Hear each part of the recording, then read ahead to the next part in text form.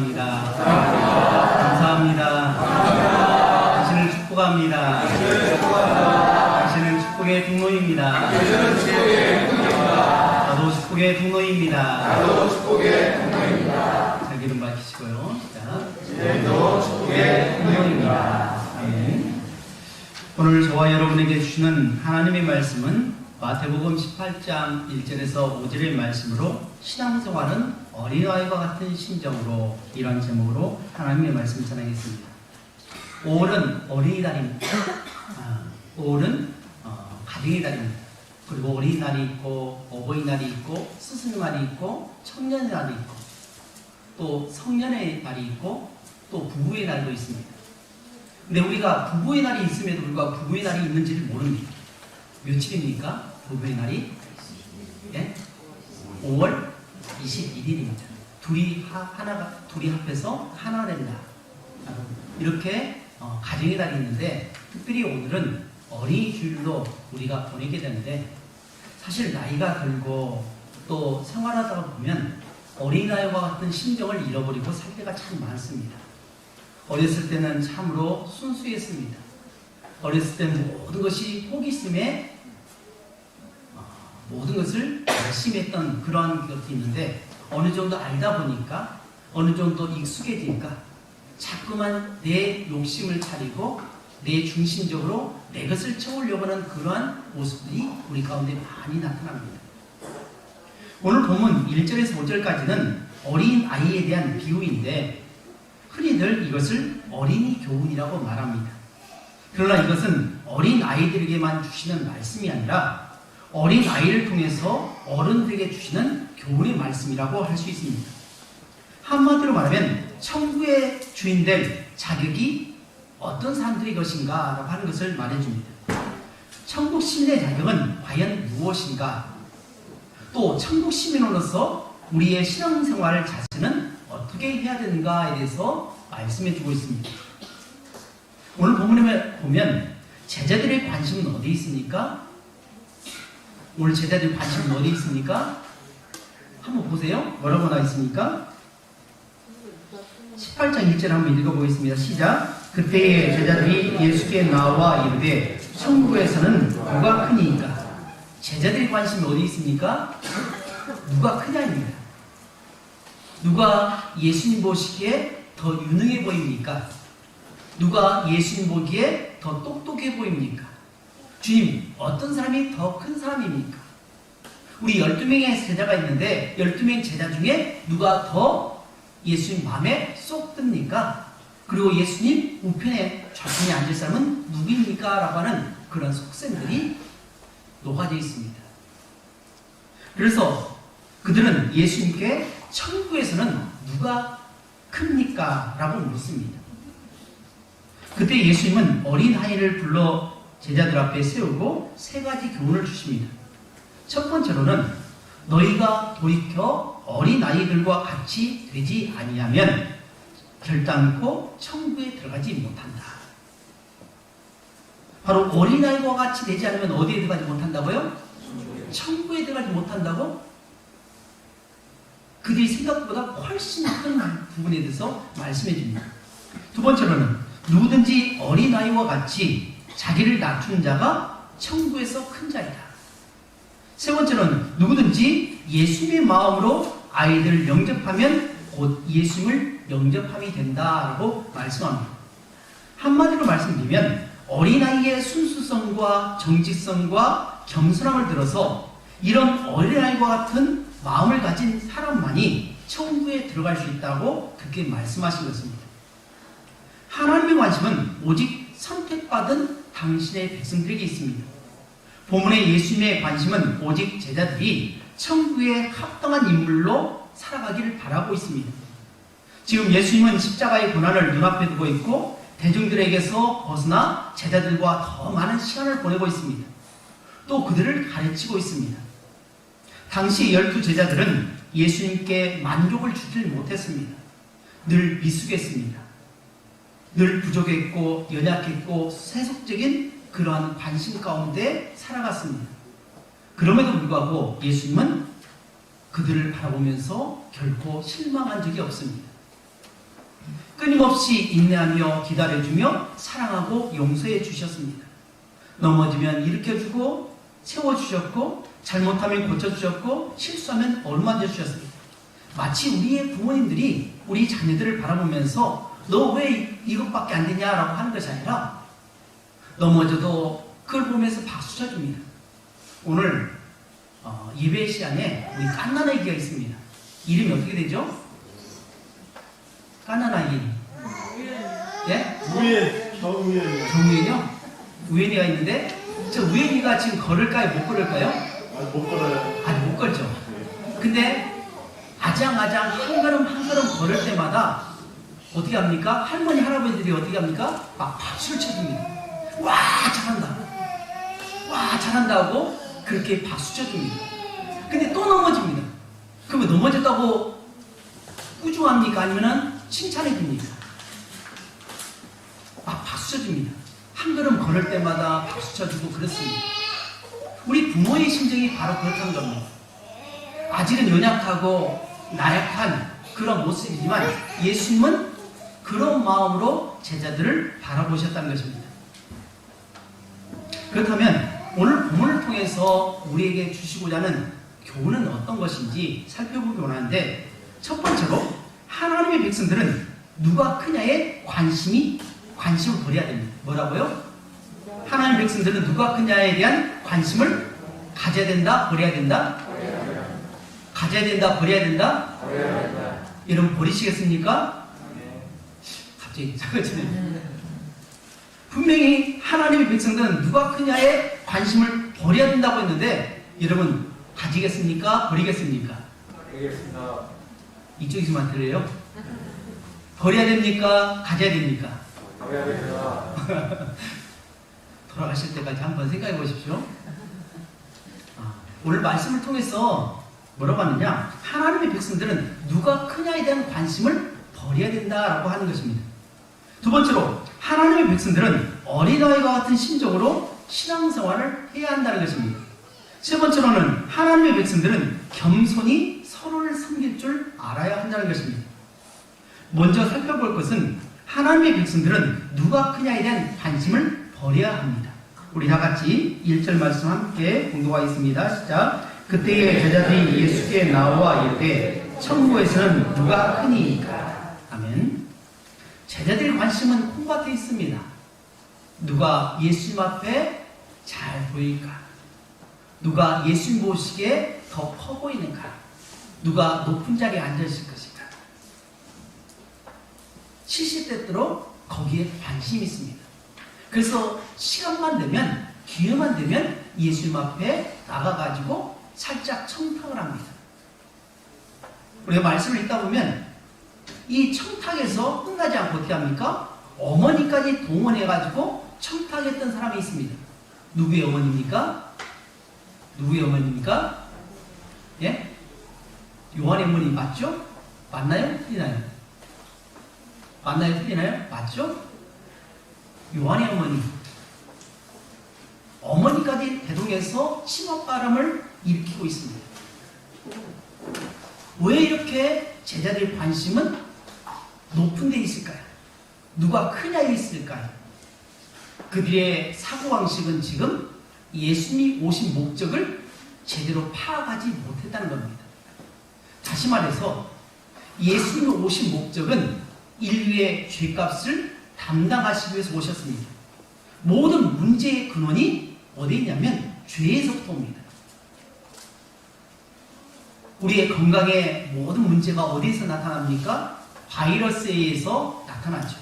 지극히 작은, 눈에도 보이지 않는 아주 눈곱만큼 작은, 눈에도 잘 안 보이는 그 작은 바이러스가 문제를 일으켜서 큰 병을 일으킵니다.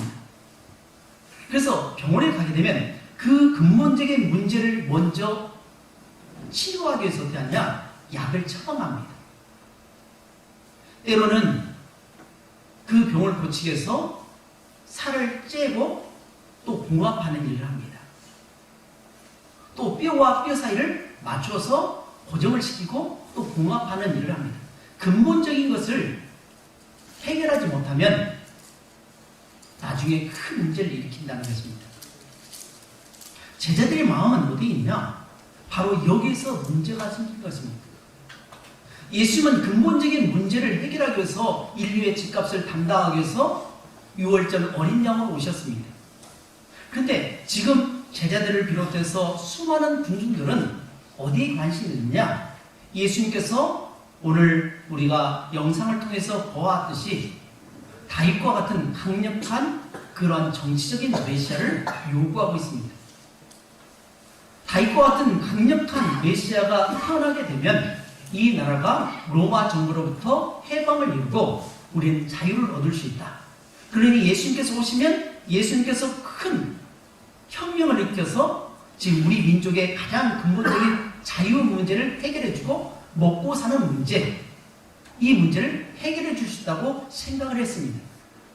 그리고 드디어 제자들은 예수님께서 왕으로 등극하실 때만을 기다리고 있는 그런 가운데 하루빨리 먼저 청탁을 해야만이, 예수님 앞에 인정을 받아야만이 그 사람이 드디어 좋은 자리 차지할 수 있다고 생각하는 거죠. 지금 한참 선거철입니다. 수많은 사람들이 선거에 동원이 됩니다. 어떤 사람은 돈을 벌기 위해서 선거에 동원되기도 하지만 어떤 사람들은 정말 그 사람에게 잘 보여서 한 자리 차지하려고, 이득을 취하려고 따라다니는 사람도 있습니다. 그 사람이 잘 보임으로 말미암아서 내가 높은 자리 차지하고 주요 요직을 차지하고 싶은 그런 마음 가운데 있다는 겁니다. 예수님께서는 3년 동안 제자들과 함께 동거동락하시면서 가르치신 것은 다른 것이 아니라 내가 살아온 삶을 너희들이 직접 목격하고 체험하면서 내가 살았던 그 삶을 너희도 살아라 라고 하는 작은 예수로서의 삶을 살기를 원하셨지만 제자들의 마음은 콩밭에 있다는 겁니다.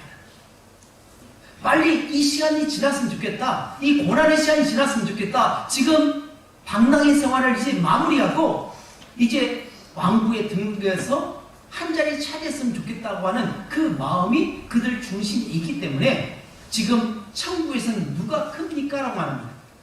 여기서 말하는 천국이란, 그들이 말하는 천국은 무엇입니까? 하나님 나라일까요? 아닙니다. 세상에서 말하고는 세상 부귀영화를 누리는 그 천국을 꿈꾸고 있다는 겁니다. 사랑하는 여러분, 오늘 우리는 다를까요? 우리는 과연 제자들의 모습과는 전혀 다른 모습일까요? 전혀 그렇지 않죠. 왜 교회에 분란이 일어납니까? 가정에 분란이 일어납니까? 공동체에 분란이 일어납니까? 이 모든 것에는 누가 크냐의 문제입니다. 서로 높은 자리 찾으려고 합니다. 서로 맛있는 거 먹으려고 합니다. 서로 좋은 자리 찾으려고 합니다. 서로 편한 자리 찾으려고 합니다. 고생하지 않고 이득을 취하려고 합니다. 적은 투자를 통해서 많은 것을 얻고자 하는 그러한 욕심이 결국 갈등을 일으키고, 이것 때문에 문제가 일으키고, 이것 때문에 우리는 평화가 깨어지고 있다는 겁니다. 물론 적은 것을 투자해서 많은 것을 얻는 것은 경제적인 논리상 매우 중요한 것이지만, 그러나 우리의 신앙생활하는 사람들, 그리고 우리 그리스도인들은 그런 것이 아닙니다. 어쩌면 많은 것을 투자하고 적은 것을 거둘 수 있어도 거기에 대해서 기뻐할 수 있어야 됩니다. 왜냐하면 하나님께서는 하늘 보좌를 버리시고 이 땅에 오셨습니다. 목적이 무엇일까요? 우리의 한 영혼 한 영혼을 살리시려고 오셨던 것입니다. 근데 목회자가 물질의 욕심이 뭡니다? 권력의 눈이 뭡니다? 목회자뿐만 아니라 교회 중직자들이 어린아이들까지 모두 앞에서 누가 크냐를 가지고 다투고 있다는 것입니다. 그래서 어린이주의를 통해서 말씀하신 것은, 어린아이를 앞에 세우고 말씀하신 것은 누가 크냐 아니라 바로 어린아이와 같이 되어야 된다라고 하는 것입니다. 어린아이와 같이 된다는 것은 다름 아닌 누가 크냐가 아니라 이거 상관없습니다. 그저 나 하나 행복하게 잘 지냅니다. 아이들은요, 지금 작은 거 하나 가도 재밌게 놉니다. 구슬 하나 가지고도 재밌게 놉니다. 딱지 하나 가지고 재밌게 놉니다. 우리 어렸을 때 한번 생각해 보십시오. 요즘 아이들은 많은 껌도 있고 게임기도 있지만 우리 어렸을 때 한번 생각해 보십시오. 껌을 씹기 위해서는 이 껌종이가 있습니다. 여러분 껌종이 가지고 혹시 놀이 해보신 적 있습니까? 장로님 혹시 해보셨어요? 껍질 안 해보셨나요? 제가 너무 촌에서 와서 그런가? 저희는 껌껍질 있잖아요. 뭐 이북껌, 혜택껌, 롯데껌, 아카시아껌 그런 껌 있잖아요. 그러면 그 껍질 가지고 그거 가지고도 막 놀이를 했습니다. 딱지가 아니라 그거 가지고도 재밌게 놀이도 하고 그것을 따기도 하고 막 그랬습니다. 또 껌에 보면 은박지가 있고 안에 또 기름종이가 있잖아요. 그것을 벗겨가면서 어떻게 잘 벗길까 하면서 그거 가지고 재밌었습니다. 또 산속에서 막 나무를 꺾어가지고 머리에다 꽂기도 하고 그리고 위장하기도 하고 땅을 파서 그것을 놀기도 했습니다. 지금 하라고 하면 못합니다. 근데 어린 아이 때 어떻게 그렇게 놀았는지를 모르게 잘 놀았다는 것입니다. 어린아이의 관심은 누가 크냐 작으냐의 관심이 없다는 것입니다. 우리 성도들도 우리 그리스도인들도 그렇게 살아야 됩니다. 그래서 마태복음 16장 24절에서 25절에 이렇게 말씀합니다. 이에 예수께서 제자들에게 이르시되 누구든지 나를 따라오려거든 자기를 부인하고 자기 십자가를 지고 나를 따를 것입니다. 누구든지 제 목숨을 구원하고자 하면 잃을 것이요 누구든지 나를 위하여 제 목숨을 잃으면 찾으리라. 나를 따라오려거든 주님의 제자가 되려고 하거든 먼저 자기를 부인하라는 것입니다. 자기를 부인하고 자기 십자가를 지고 나를 따라오라 라고 말씀하십니다. 제자는 스승의 길을 걷는 것입니다. 그런데 제자들은 스승이신 예수님을 따르기보다는 스승의 권위를 이용해서 자신의 이득을 취하려고 했습니다. 혹시 우리가 예수님을 이용해서 무언가를 취하려고 했습니까? 그렇다면 이 시간 회개할 줄로 믿습니다. 교회를 이용해서 믿음을 이용해서 우리가 돈을 벌고자 하는 또 무언가를 취하고자 하는 그런 욕심을 취했다면 우리는 회개할 줄로 믿습니다. 두 번째로 살펴볼 것은 하나님의 백성들은 어린아이와 같은 심정으로 신앙생활을 해야 한다는 것입니다. 우리 다같이 3절 말씀 함께 공부가 있습니다. 시작. 이르시되 진실로 너희에게 이르노니 너희가 돌이켜 어린아이들과 같이 되지 아니하면 결단코 천국에 들어가지 못하리라. 아멘. 예수님께서 천국에 들어갈 수 있는 대상에 대해서 어린아이와 같이 되어야 한다고 말씀하십니다. 어떤 사람들이 천국에 들어갈 수 있는가? 요즘 뉴스를 통해서 흔히 접할 수 있는 사건 사고 중에 아동학대 영아들의 사망하는 것을 많이 보게 됩니다. 아이들은 철저하게 부모로부터 보살핌을 받아야 됩니다. 후원을 받아서 살아갈 수 있는 존재가 어린아이입니다. 그러나 이러한 후원과 보호 없이면 이 험난한 세상에서 살아가기가 무척 힘이 듭니다. 예수님께서 천국에 들어갈 수 있는 자격을 어린아이라고 하시는 것은 구원을 인간 스스로 취득할 수 있는 것이 아니란 것입니다. 내가 열심히 노력해서 수고해서 구원을 얻는 것이 아니라 어린아이를 부모가 보살피듯이 그리야 살 수 있는 것처럼 구원은 철저하게 하나님으로부터 주어진다는 것입니다. 그래서 이것을 가르쳐서 은혜라고 말씀하고 그것을 가르쳐서 카리스라고 말합니다. 카리스 은혜입니다. 하나님으로부터 주어진 은혜입니다. 일방적인 은혜라는 겁니다. 그런데 우리가 착각하는 경우가 있습니다. 내가 열심히 기도하면 또 신앙생활 잘하면 봉사를 많이 하면 천국에 갈 수 있다고 생각하는 그런 사람들이 교회에 어마어마하게 많습니다. 그래서 내가 노력한 만큼 수고한 만큼 헌신한 만큼 무언가를 받으려고 합니다. 내가 하나님 앞에 헌신한 만큼 하나님께서 당연히 나에게 무언가를 줘야 된다고 하는 그러한 논리를 가지고 신앙생활을 하기가 쉽습니다. 그러다 보니까 어떤 문제가 생겼냐? 목회자가 알아주지 않고 중직자가 알아주지 않고 누군가 관심 가지 않으면 상처를 받고 교회를 떠나는 경우가 참 많습니다.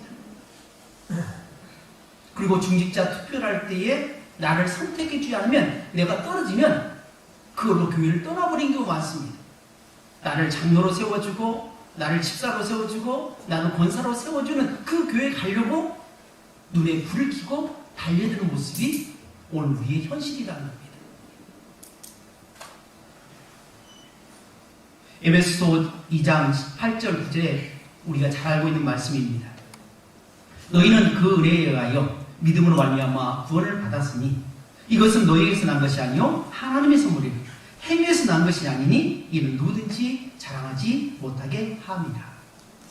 여기 보면 너희는 그 은혜에 의하여, 누구의 은혜입니까? 그가 누굽니까? 그가 누굽니까?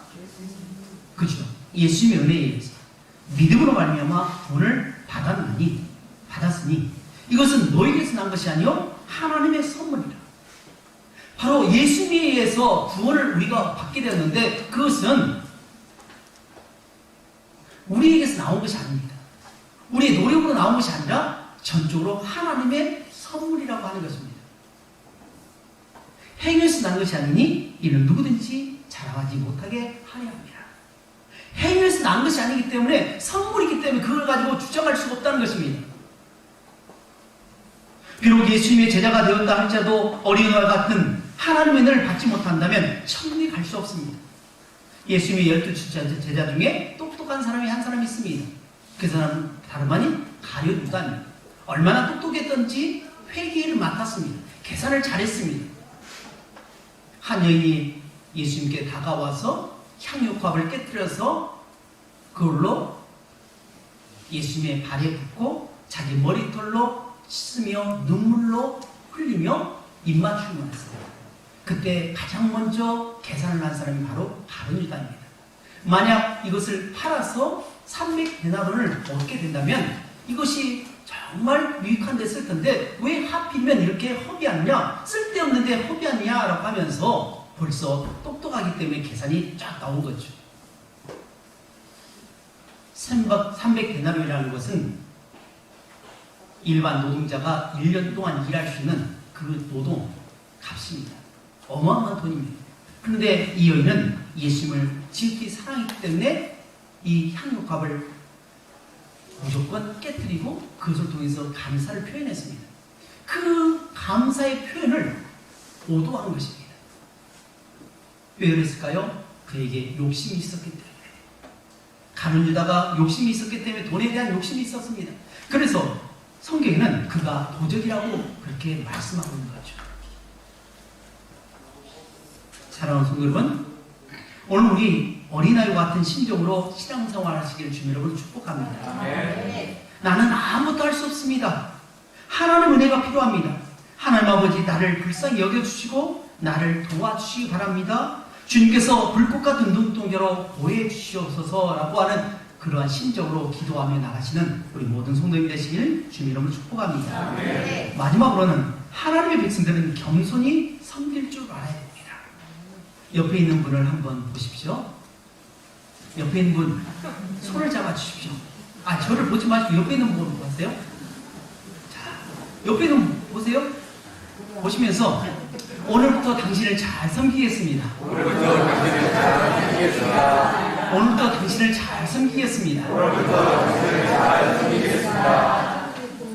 하나님이 듣고 계십니다. 그리고 여러분 마음속에 다짐을 했습니다. 이런 모습으로 생활할 줄 믿습니다. 예수님은 하늘 보좌를 버리시고 이 땅에 오셔서 지극히 낮은 인간의 몸을 입고 오셔서 사람들을 섬겼습니다. 심지어는 나병 환자를 어루만지면서 그의 질병을 고쳐주셨습니다. 섬기는 마음이 없으면 신앙생활하기 힘듭니다. 왜 신앙생활하기 힘드냐? 섬김을 받으려고 하기 때문에 신앙생활하기 힘듭니다. 다시 말해서 대접을 받으려고 하니까 나를 대접하지 못하면, 대접을 받지 않으면 견디지 못합니다. 우라통이 터집니다. 저도 목회자지만 요즘 목회자들, 저를 비롯한 많은 목회자들이, 그렇다고 목회자만 그런 거 아닙니다. 제가 목회자이기 때문에 목회자 예를 든 것입니다. 사례비가 얼마냐? 자동차를 주냐? 나 가면 곧바로 유임해 주냐? 도시에 있느냐? 아니면 큰 교회냐? 작은 교회냐? 따라서 취사 선택한다는 겁니다. 사실 저보다 앞서서 섬기셨던 수많은 목회자들은 이런 것 저런 것 바라보지 않았습니다. 기도하면서 가장 먼저 청비원대 가겠습니다. 그래서 원로 목사님도 이곳에 오실 때 잘 모르고 오셨잖아요. 근데 저를 비롯한 많은 목회자들을 비롯해서 많은 성도들이 경제적인 논리를 가지고 교회를 대할 때가 많고 성도를 대할 때가 참 많다는 것입니다. 근데 예수님께서 뭐라고 하시냐? 어린아이와 같이 낮아져야 한다는 것입니다. 섬겨야 한다는 것입니다. 그래서 오늘 여러분이 옆 사람을 손을 잡고 고백했던 것처럼 오늘부터 당신을 섬기겠습니다 라고 하는 그 심정이 그냥 말로 끝나는 것이 아니라 삶으로 되어지는 모습이 되시길 주의 이름으로 축복합니다. 이제 말씀을 뵙습니다. 오늘 말씀을 통해서 우리에게 주시는 교훈의 말씀은 뭐냐? 하나님의 백성들은 누가 크냐에 관심이 없어야 됩니다. 두 번째로 하나님의 백성들은 어린아이와 같은 심정으로 신앙생활을 해야 한다는 것이고, 마지막 세 번째로 하나님의 백성들은 겸손히 서로 섬길 줄 알아야 한다는 것입니다. 오늘 들려진 말씀들이 그냥 한 귀로 듣고 한 귀로 흘러버린 것이 아니라 마음속에 담고 그 마음속에 담은 것을 이제 손과 발을 통해서 실천함으로 영광 누리는 복된 성도님이 되시길 주님으로 축복합니다. 기도하겠습니다.